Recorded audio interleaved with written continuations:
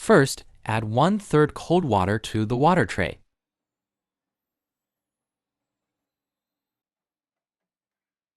Then select your desired pan, for example, a griddle.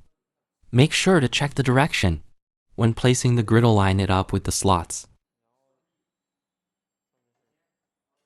Turn the knob to power on the machine. Then set the temperature to 360 degrees Fahrenheit to preheat.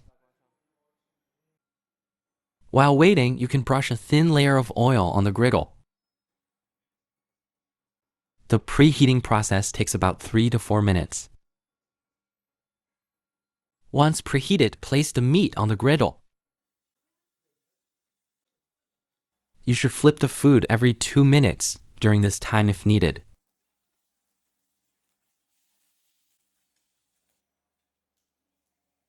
When the meat is partially cooked, flip the meat to the other side and add the vegetables. When all the food is fully cooked, turn the knob to the off position to shut off the machine. Then transfer the chicken cutlet to a clean plate. Drizzle it with sauce, and your delicious chicken cutlet is ready to enjoy. If you want to use the grill pan, follow the same steps. First, brush with oil, then set the temperature and preheat.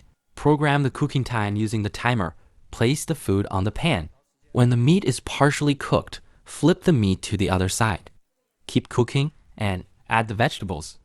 When all the food is fully cooked, turn off the machine. Your delicious meal is ready to serve.